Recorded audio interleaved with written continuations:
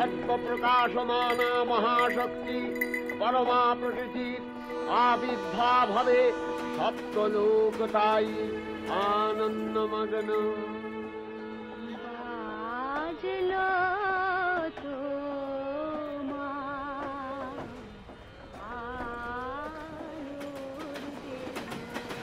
ইনি কালীবাবু, চিনতে পারলেন না? কলকাতার নাম করা মৃৎশিল্পী কালীকৃষ্ণ পাল। দেশ ছাড়িয়ে বিদেশে ওনার নাম। কলকাতার পটুয়াপাড়ার বিখ্যাত মৃৎশিল্পী স্বর্গীয় মাধবচন্দ্র পালের মধ্যম ও সবচেয়ে কৃতি সন্তান।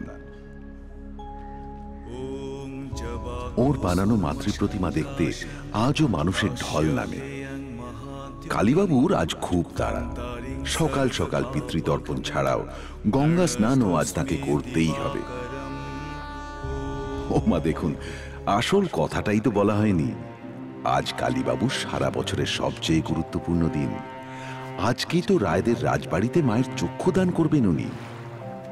মায়ের মূর্তি গড়া থেকে শুরু করে চক্ষুদান, প্রতিটি পদক্ষেপে তিনি খুব নিষ্ঠাবান।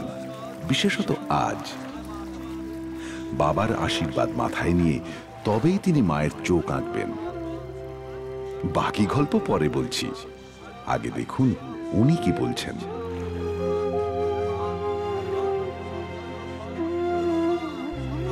বাবা, তুমি যেখানেই আছো, আমার বিশ্বাস তুমি আমায় দেখতে পাচ্ছ, আমার কথা শুনতে পাচ্ছ। তোমার সব কথাই আমি রেখেছি বাবা। কুমুরের ছেলে কুমুর হয়ে আমি তোমার নাম অন্ধকারে হারিয়ে যেতে দিইনি বাবা। কিন্তু একটা কথা আমি আর বোধহয় রাখতে পারবো না বাবা। তোমার স্বপ্ন, তোমার হাতে গড়ে তোলা ওয়ার্কশপের ভবিষ্যৎ নিয়ে আজ আমি সত্যিই সংশয়ে। আমার পর কে গড়বে ওই ছাঁচ? কে বানাবে অমন মাতৃমূর্তি? তুমি আমায় পথ দেখাও বাবা, তুমি আমায় আশীর্বাদ করো।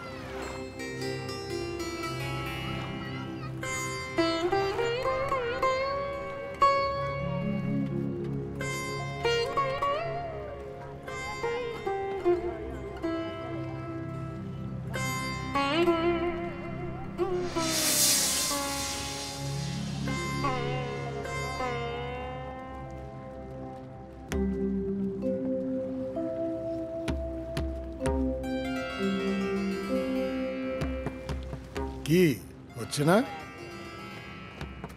কি বানাবে বলো? শিব ঠাকুর। শিব ঠাকুর? সে তো খুব সোজা। দাও আমাকে একটু মাটি দাও। হ্যাঁ দাও, দেখাচ্ছি তোমাকে। এই আগে এই নিচের অংশটা তৈরি করে নিয়ে তারপরে এই মাঝখানটা। হ্যাঁ, এবার আমাকে একটু মাটি দাও। এই যে এই মাঝের অংশটা, এই তো হয়ে গেল। সাপ? সাপ সে তো পরে বানিয়ে জুড়ে দিলেই হবে। তুমি মূর্তি বানাতে পারো?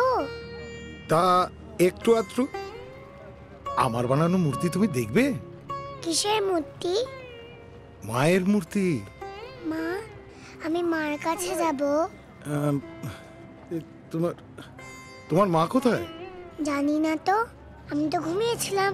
ওতে দেখি মাও নেই, পয়ও নেই, কেউ কোথাও নেই।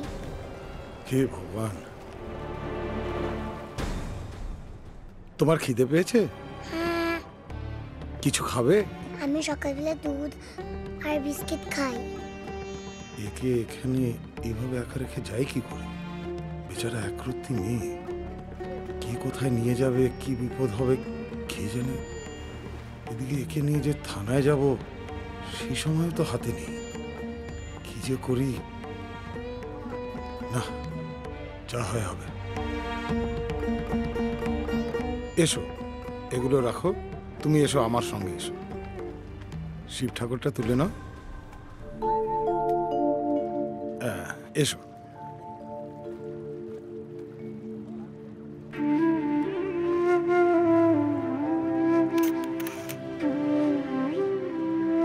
কি এখানে? আপনার একটা ছবি তুলবো, কিন্তু আপনাকে তো কোথাও পাচ্ছি না। তা বলে এইভাবে একবার বলবে তো? সরি কালীবাবু, আপনি যদি চান তো আমি ওয়ার্কশপেও আসতে পারি। না, রায় বাড়িতে এসো, ছবি আর ইন্টারভিউ দুটোই পেয়ে যাবে।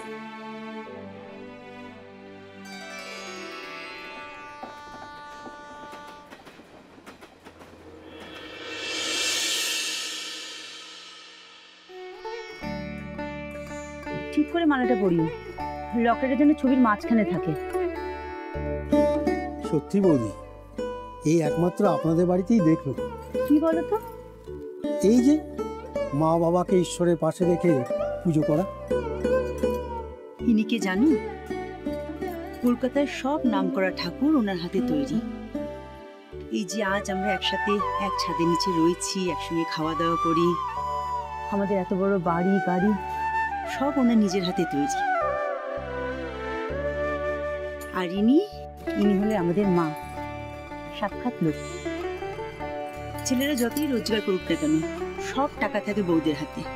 টাকা ঘরেই থাকে, বাইরে ওড়ে না। আজ ওনাদের জন্য যাই করি না কেন খুব কম লাগে গো। তবে আমাদের কালীবাবুও কিন্তু মানে আমার বাবা বলতেন, কালীবাবু একেবারে ওনার বাবার ছাঁচে গড়া। ঠাকুরপো আদ্যপান্ত শিল্পী মানুষ, কিচ্ছুটি মনে থাকে না। তবে বৌদি, আজ কিন্তু বেলা 12টার মধ্যে ভোগ নিবেদন করতে হবে, তারপরে বারবেলা পড়ে যাবে। ওনার মনে আছে তো?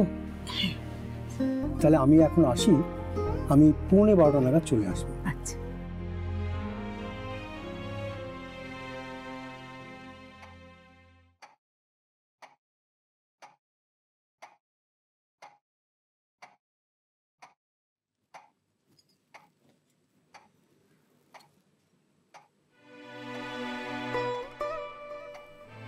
ধর, সবাইকে দে।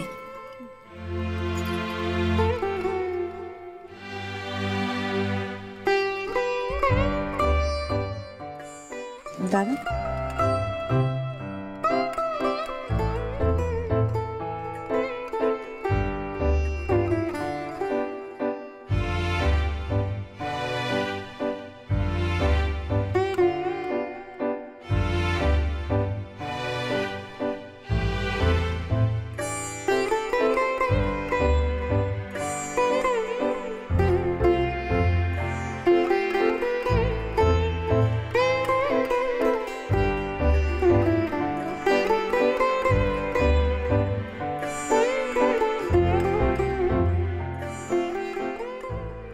কার্তিক, বর্ষা,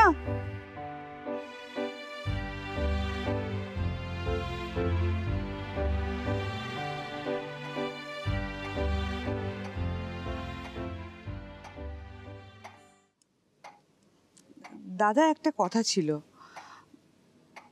সোম বলছিল আর কি, আজ তো নিরামিষ, যদি একটু বাসন্তী পোলাও, ভাজা মশলার আলুর দম, খেজুর আর আমসত্ত্বের চাটনি করা যায়, মানে বাচ্চাদের ইচ্ছে, যদি আপনি অনুমতি দেন। বাচ্চাদের স্বভাব হলো অনেকটাই গঙ্গা ফড়িংয়ের মতো, সুযোগ পেলেই তিড়িং বিড়িং করে লাফাতে আরম্ভ করে দেয়। কিন্তু তা বলে তো আর বাচ্চাদের কথায় সংসারের নিয়ম ভাঙা চলবে না। এই বাড়িতে আদি অন্তকাল ধরে আজ পর্যন্ত মহালয়া আর অষ্টমীর দিন লুচি, বেগুন ভাজা, ছোলার ডাল আর পায়েস হয়ে এসছে। আর আমি যতদিন বেঁচে আছি তাই হবে। বাচ্চাদের কথা নিয়ম ভাঙার চেষ্টা করো না বৌদি। দাদা, আমি সেভাবে কিছুই বলতে। আজ তুমি বাচ্চাদের কথায় খাবার নিয়ম ভাঙতে চাইছো, কালকে ওরা অন্যান্য নিয়ম ভাঙতে চাইবে। এক ছাদের নিচে এক পরিবার দুর্গাপুজোয় চালচিত্তিরে হয়। কলকাতার বুকে আমাদের মতন এক পরিবার এক টেবিলে খাচ্ছে, দেখেছো? দেখেছো? পারবে দেখাতে? বাচ্চাদের তরতারি করো না বৌমা। দাদা, আমি সত্যি। কার্তিক, বাজলো তোমার